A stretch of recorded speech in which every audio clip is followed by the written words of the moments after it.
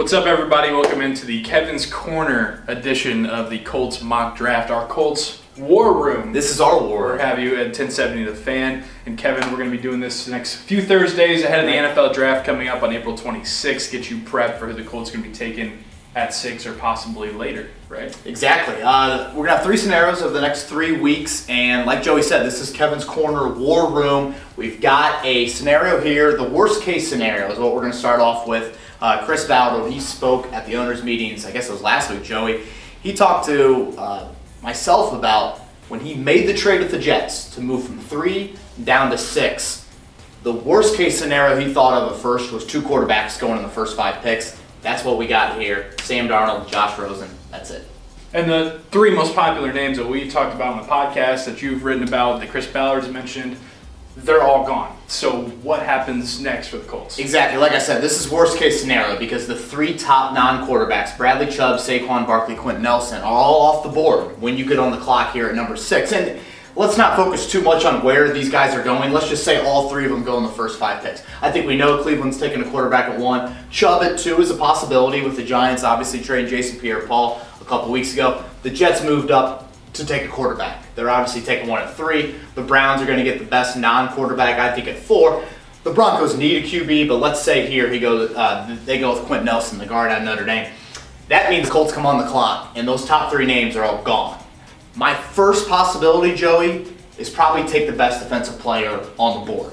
Now, no one screams definite lock there at number 6. Who is that best defensive player there? I have no idea. You know, is it Denzel Ward, the cornerback out of Ohio State, a guy known for his speed? Is Minkah Fitzpatrick, who's probably more of a safety or a nickel corner at the next level? Does he fit in this new scheme for the Colts? You have some linebackers. Tremaine Edmonds, I know, is a guy that you've mentioned on some of our podcasts. It's probably too early for Roquan Smith, too early for Derwin James. So I just don't know who that player is at 6. Well, that's what I was going to ask you. As we're recording this on Wednesday, did see that there's a report that Colts, they have heavy boots on the ground, if you will, at Georgia's Pro Day, talking with Roquan Smith, kind of like him. Is that a possibility at 6, or is that a definite trade down to get Roquan with the Bills? I think it's a definite trade down. And then also, of course, there's a lot of Georgia talent. You have some running backs there, possibly early second round that you could be looking at too. But it just seems a little bit too early for any of those guys. And Chris Ballard has mentioned,